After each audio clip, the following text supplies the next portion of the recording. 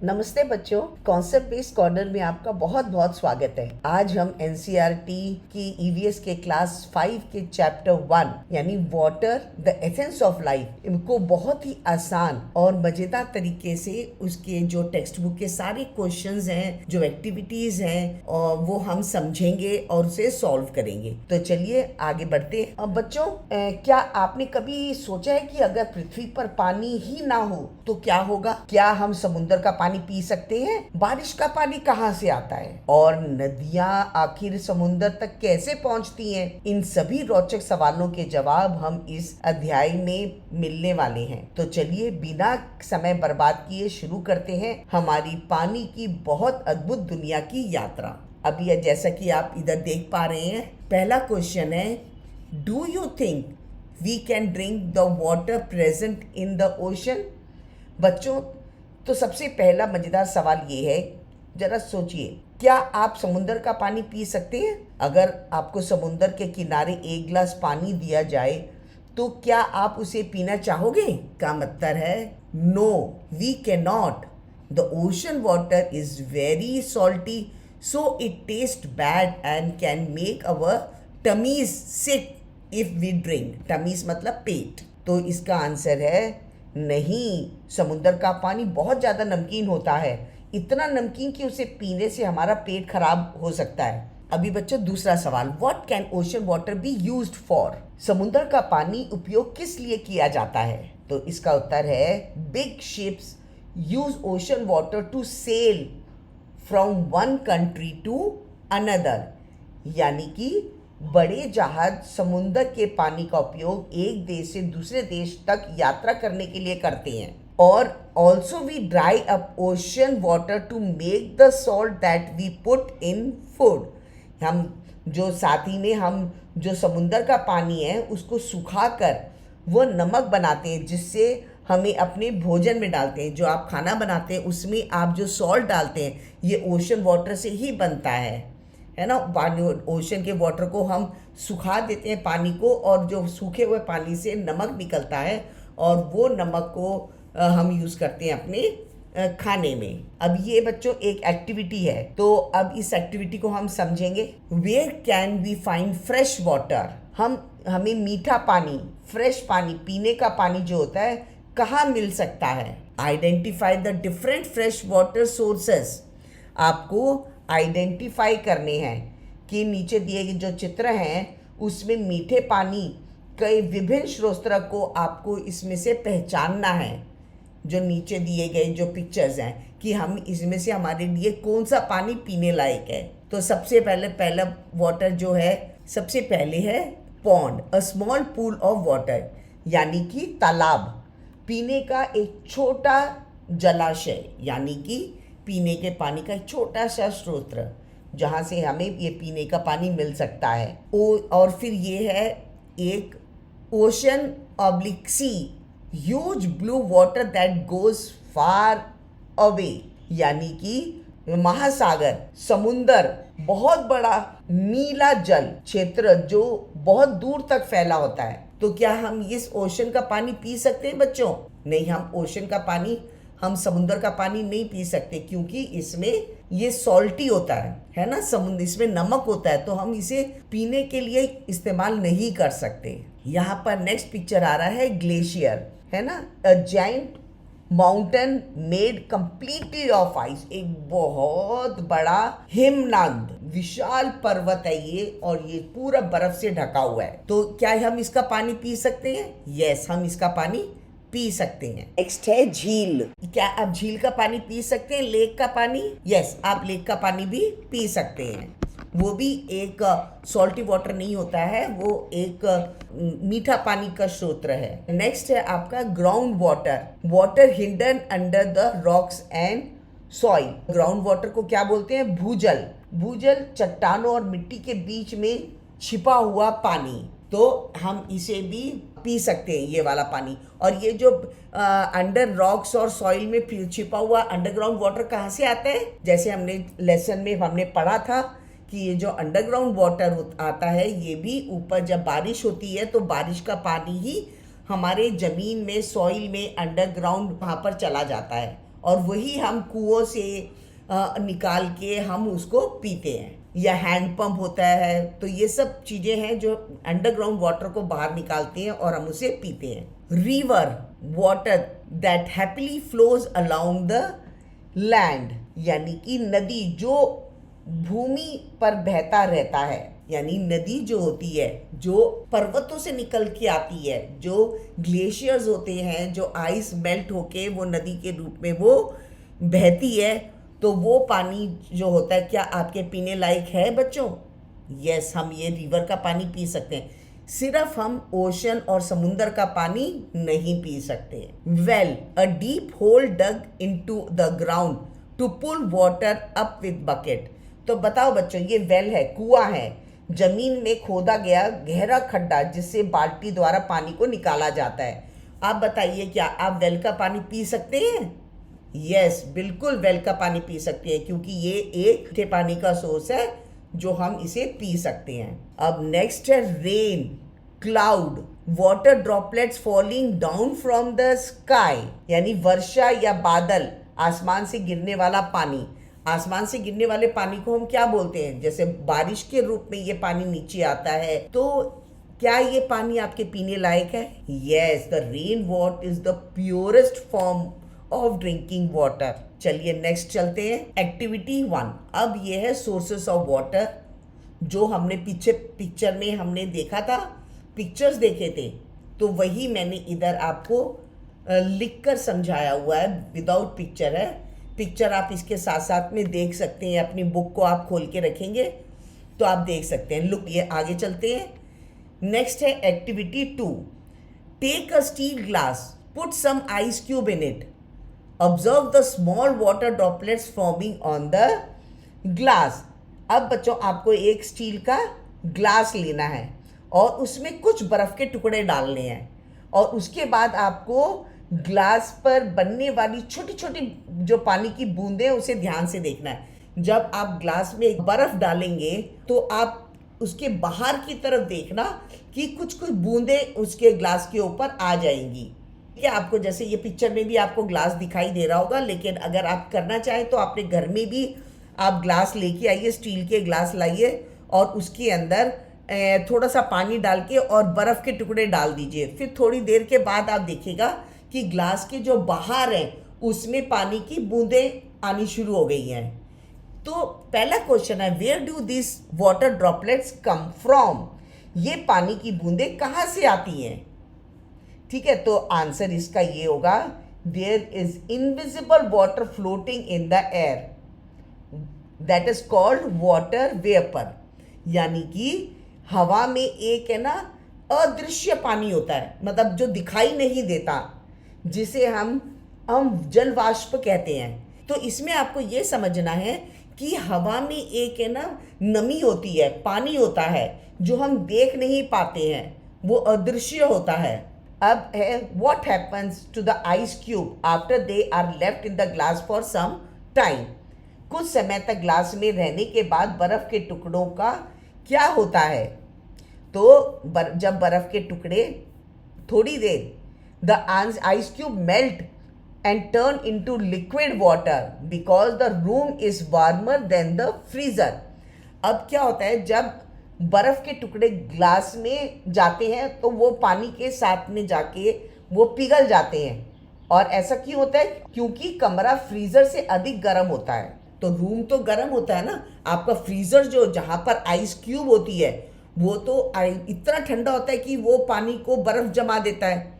लेकिन जैसे ही फिर बर्फ को आप बाहर के तापमान में लेके आएंगे जो कि फ्रीजर से बिल्कुल गर्म है, तो वो फिर से वो पिघल जाएगा और पिघल के फिर पानी बन जाता है। If we heat water, what will happen to it? अगर आप पानी को गर्म करें तो उसके साथ क्या होगा? The water will boil and turn into hot steam flying into the air. आप पानी जब उबल जाएगा तो गर्म भाप में बदलकर हवा में उड़ जाएगा। अब जब कभी आपकी मम्मी चाय बनाती है या कभी पानी उबाल रही होती है चावल बनाने के लिए या किसी चीज़ के लिए भी, तो आप देखिएगा कि जब पानी उबलता है तो उसमें से भाप निकल रही होती है और वो भाप अब एकदम हवा में उड़ जाती है, वो चली जाती है, पानी इवेपोरेट हो जाता है हवा में। तो आप अगर थोड़ी देर तक भी आप पानी को गैस के ऊपर छोड़ दोगे तो आप देखोगे पानी धीरे धीरे कम होना शुरू हो जाता है। तो वो पानी कहाँ जाता है? वो इवेपोरेट हो जाता है हवा में, क्योंकि वो भाप के द्वारा, जैसे आपने वाटर साइकिल में पढ़ा था कि सूरज की गर्मी से जो समुंदर तालाब वगैरह सब होते हैं वो उसका पानी गर्म हो जाता है, फिर उसमें से भाप निकलती है। जब भाप निकलती है तो वो ऊपर उड़ती है, ऊपर जाके वो आसमान में बादल में के रूप में चली जाती है। और फिर वो बादल जो होते हैं जब एकदम ठंडे हो जाते हैं और वो ज़्यादा पानी को, बूंदों को होल्ड नहीं कर पाते हैं, तो वो बारिश के फॉर्म में नीचे गिरने लग जाते हैं। तो इसी तरीके से जब आपकी मम्मी चाय वगैरह बना रही है या पानी उबाल रही है तो आप उसमें से देखना भाप ऊपर को जाती है और वो इवेपोरेट हो जाती है। अब ये सारे वही क्वेश्चंस हैं जो मैंने आपको पीछे भी समझाए, सबके उसके आंसर मैंने इधर लिख दिए और समझा मैंने आपको पहले दिया है। ठीक है, अगर आपको आंसर लिखने हैं तो आप इसको देखकर आप आंसर लिख सकते हैं। अब ये नेक्स्ट एक्टिविटी है ऑब्जर्विंग चेंजेस। तो एक्टिविटी ये है और आपने क्या देखा ये आपको इधर लिखना है। ठीक है, activity ice melting, water boiling, water in sunlight for 3 days। ये आपकी एक्टिविटी, आपको इनको देखना है। और उसके बाद में आपको इधर आपने क्या देखा वो आपको इधर लिखना है। ठीक है, तो आइस मेल्टिंग में आई observe the hard ice turns into liquid water. मैंने देखा कठोर जो बर्फ थी वो तरल पानी में बदल जाती है। जैसे ही आप बाहर आइस क्यूब को रखोगे तो पानी में पिघल जाएगी ना बच्चों, आप खुद करके देख सकते हैं आप अपने घर में। ठीक है, वाटर बॉइलिंग, आई ऑब्जर्व, मैंने देखा जब पानी उबल रहा था, bubbles appear and steam goes up into the air. यानी कि मैंने देखा बुलबुले बनते हुए, पानी जब उबलता तो पहले बुलबुले बन रहे होते हैं और भाप हवा में ऊपर को उठ रही थी बाहर। तो मैंने ये देखा जब पानी उबल रहा था। नेक्स्ट है water in sunlight for 3 days। अगर आपने 3 दिन तक पानी को धूप में रखा है तो आपने क्या देखा? I observe the water level goes down और disappears because of the sun dried it up. अब आपने देखा कि पानी का जो स्तर है वो कम हो गया है या पानी गायब हो जाता है। अगर ज़्यादा तेज़ धूप होगी तो पानी गायब भी हो जाएगा और नहीं तो पानी कम जरूर हो जाएगा। जैसे आपको मैंने बताया, आप गैस के ऊपर पानी रखोगे थोड़ी देर तक उबलता उबलता रहेगा तो वो भी कम हो जाता है। ऐसे ही सनलाइट में आपने पानी को रखा है तो वो या तो वो कम हो जाएगा या वो बिल्कुल डिसअपियर हो जाएगा, है ना, बिल्कुल ख़त्म हो जाएगा पानी, क्योंकि सूर्य की गर्मी है ना उसे सुखा देती है बिल्कुल। ठीक है, नेक्स्ट, अब ये है एक्टिविटी 3। ये भी आप करके देख सकते हैं अपनी उसमें। तो मैं आपको ये समझा देती हूँ पूरी एक्टिविटी क्या है। ये जो एक्टिविटी है ये है टेक अ ट्रांसपेरेंट बैग। आपको एक पारदर्शी प्लास्टिक का बैग लेना है जिसके अंदर से आपको सारी चीज़ें, कुछ भी डालोगे तो वो बाहर आपको दिखाई दे। पारदर्शी ट्रांसपेरेंट बैग आपको लेना है। Use a marker to draw the sun, clouds, tree and arrows on it as shown in the picture. आपको इस तरीके, जैसे ये पिक्चर में ये सारी चीज़ें दिखाई हुई है, आपको मार्कर से बिल्कुल सब कुछ ऐसे ही उसमें प्लास्टिक में ड्रॉ करना है। ठीक है, अब fill 1/3 of it with coloured water. अब आपको इसको क्या करना है, 1/3 यानी कि 1/3 को आपको पानी से, कलर्ड वाटर से आपको भर देना है। ठीक है बच्चों, इसमें आपने एक बैग के आपने 4 हिस्से करें, उसमें से आप 3 हिस्से आप इसमें पानी भर देंगे, एक हिस्सा खाली रहेगा। You can use blue paint और फूड डाई फॉर दिस। आप इसमें या तो जो खाने वाला फूड कलर होता है उसका इस्तेमाल कर सकते हैं या फिर आप जो ब्लू पेंट होता है वो भी आप इस्तेमाल कर सकते हैं। अब seal the bag tightly to prevent any leak. अब उस बैग को एकदम टाइटली सील कर देना, एकदम पैक कर देना है, और कोई भी लीकेज नहीं होना चाहिए उस बैग में से, तो पानी बाहर ना निकले, इसके लिए बैग को अच्छी तरह बंद कर दीजिए। ठीक है। Place it in the sunlight. अब आप इसको सनलाइट में, यानी बाहर जब सूरज है उसके वहाँ पर सनलाइट में रख देना है उसको, बैग को। After few hours observe the changes inside the bag. अब कुछ घंटों के बाद में आप उसमें होने वाले बदलावों को ध्यान से देखना, और जो बदलाव आपने देखे हैं वो आपको इस नीचे जो टेबल बना हुआ है इसमें आपको लिखना है। तो ये जो टेबल में जो लिखा है ये मैंने इधर लिख के रखा हुआ है साइड में। ठीक है। सबसे पहले here is how we fill out the empty parts of the table. अब सेकेंड रो, ये मैं सेकेंड रो, क्योंकि फर्स्ट रो तो भरी हुई है, मैं सेकेंड रो में और थर्ड रो में भर के आपको बताती हूँ। पहले हम फर्स्ट रो को समझेंगे। ठीक है। Water heats up. मैंने देखा जो पानी जो था वो एकदम गर्म हो गया है। How does water heat up. वो पानी कैसे गर्म हुआ, तो कैसे गर्म हुआ? It is because of sunlight. Sunlight की गर्मी से वो पानी गर्म हो गया। नेक्स्ट आपने क्या देखा? Water droplets formed inside the cover. अब उस कवर के अंदर ही जो ऊपर की जो प्लास्टिक था उसके ऊपर वाटर की कुछ कुछ बूंदे बन गई थी उसके अंदर। आई वंडर में क्या है, where did this droplet come from. ये पानी की बूंदे कहाँ से आई? अब it is because of condensation. The warm water vapour cool down on the plastic bag and turn back into the water drops. यानी कि जब सूरज की गर्मी से भाप ऊपर को उठी और फिर पानी की बूंदों में बदल गई। जब सन की किरणों की वजह से पानी गर्म हुआ और उसमें से भाप ऊपर को उठी, और जो प्लास्टिक का जो ऊपर का वाला जो हिस्सा था उसके ऊपर प्लास्टिक के बैग के अंदर ही वो बूंदें ऊपर को जाके इकट्ठी होनी शुरू हो गई। और जैसे ही वो ऊपर वाले लेयर से टकराई, तो क्योंकि जो कि वो ठंडा था, तो ठंडे होने की वजह से वो पानी की बूंदें दोबारा वो नीचे वापस उसी में आके गिर गई। तो जैसे कि बारिश होती है, कैसे होती है? जब ऊपर सन की किरणों से पानी जब गर्म होता है, नीचे समुद्र का पानी, और जब वो भाप से ऊपर उठता है, कंडेंसेशन होता है, ऊपर जब उठता है पानी, तो ऊपर वो बादल के रूप में फॉर्म हो जाता है ना? तो उसे बोलते हैं it is because of condensation, क्योंकि वो ऊपर जो भाप है वो ऊपर को उठ गई थी, और फिर वो जब ठंडी होके नीचे को जाके दोबारा से गिर जाती है। ठीक है। अब थर्ड रो में सबसे पहले आपने क्या देखा? I observe water drops sliding और फॉलिंग बैक डाउन। अब मैंने देखा कि जो वाटर ड्रॉपलेट्स हैं जो ऊपर जाके इकट्ठी हो गई थी, वो दोबारा से स्लाइड हो रही है और धीरे से वापस नीचे को गिर रही थी सारी बूंदें। I wonder why they are falling down like rain.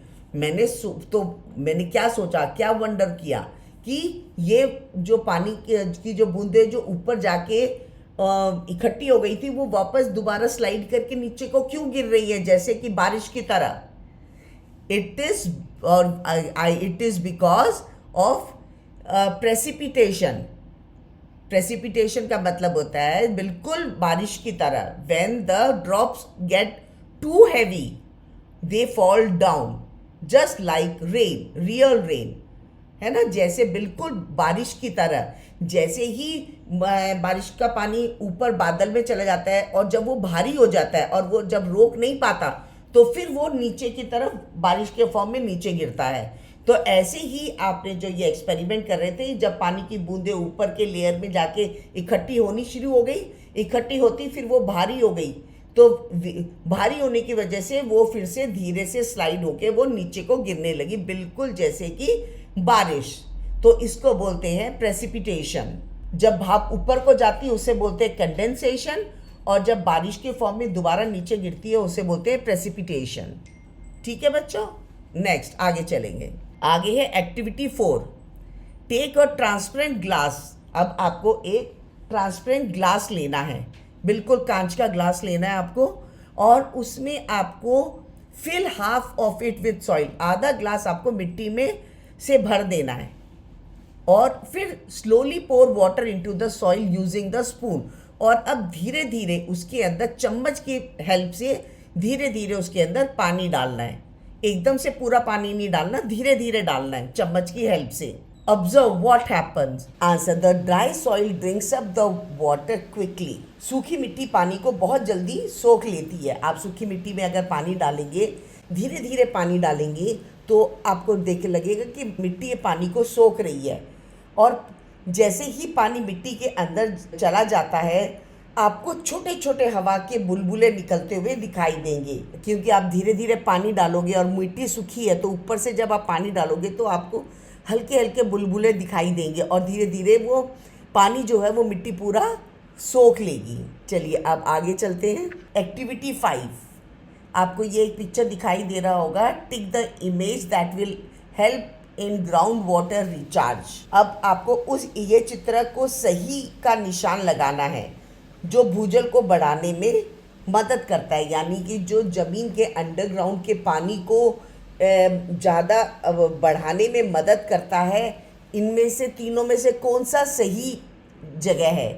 एक तो आपको दिखा रखी है कंक्रीट रोड है जो पक्की सड़क बोलते हैं। एक एकदम ग्रीन लॉन है, पूरा गार्डन जिसमें पेड़ पौधे हैं, सब कुछ है। और एक ये पत्थर से सीमेंट से बना हुआ पेव्ड एरिया है जिसमें आप वॉक करने वगैरह जाते हैं, सीमेंट से बना हुआ है। तो आपको क्या लगता है कि तीनों में से कौन सा एरिया जो है वो पानी को अच्छी तरीके से सोख लेगा? तो हम चलते हैं आगे, देखते हैं एक्टिविटी 5, अंडरग्राउंड वाटर रिचार्ज, यानी कि नीचे का जमीन का जो पानी है उसका रिचार्ज होना। क्वेश्चन, रिचार्ज मतलब कि दोबारा से भरना। Tick the image that will help in the ground water recharge. जैसे मैंने आपको बताया, आपको तीनों में से जो आपको लगता है कि वो जल्दी ग्राउंड का पानी उसमें से भर जाएगा, वो पिक्चर को आपको टिक करना है। Put a big tick mark next to the green lawn. अब आपको ये देखना है कि मेरे हिसाब से जो ग्रीन लॉन है, जो सेंटर वाला लॉन है, मिडल पिक्चर है, वो उस पर हमको टिक करना चाहिए। तो ग्रीन लॉन का ऊपर सही निशान आपको लगाना है, क्योंकि water can not go through the hard concrete road और स्टोन पाथ। क्योंकि अगर स्टोन पाथ या कॉन्क्रीट रोड पर जो एकदम पक्की सड़कें बनी हुई हैं या कॉन्क्रीट या सीमेंट की सड़कें बनी हुई हैं, उसके अंदर से पानी जमीन के अंदर नहीं जाएगा। और जमीन के अंदर पानी कहाँ जाएगा? जहाँ मिट्टी होगी, पेड़ पौधे होंगे, तो वहीं से पानी जमीन के अंदर चला जाएगा और वो रिचार्ज दोबारा से नीचे का अंडरग्राउंड पानी भर जाएगा। जैसे हमने अभी पहले एक्टिविटी देखी थी, कैसे सॉइल पानी को ऑब्जॉर्व कर लेती है, पूरा अपने तरफ खींच लेती है। उसी तरीके से अगर कच्चा जगह होगी जिसमें घास होगी, पेड़ पौधे होंगे, तो वो ज़मीन ज़्यादा पानी को एब्जॉर्व करेगी और वो अंडरग्राउंड वाटर को रिचार्ज कर सकती है। A grassy lawn lets rain water soak deep into the earth. जो घास वाला मैदान है वो वर्षा के पानी को ज़मीन के अंदर जाने देता है। This help save underground water. इससे ज़मीन के नीचे पानी जमा हो जाता है। अब ये है activity 6, material required, an old newspaper and a cup of mustard seeds or any other small seeds। अभी सामान इस एक्टिविटी के लिए क्या क्या चाहिए वो इसमें बताया हुआ है कि एक ओल्ड पुराना न्यूज़पेपर चाहिए, एक कप मस्टर्ड सीड्स चाहिए, राई के सरसों के जो बीज होते हैं वो चाहिए, या कोई भी सीड चलेगा। और आपको करना क्या है, ये प्रोसीजर इसमें बताया हुआ है। Take a sheet from a newspaper and crumbled it to create a fold.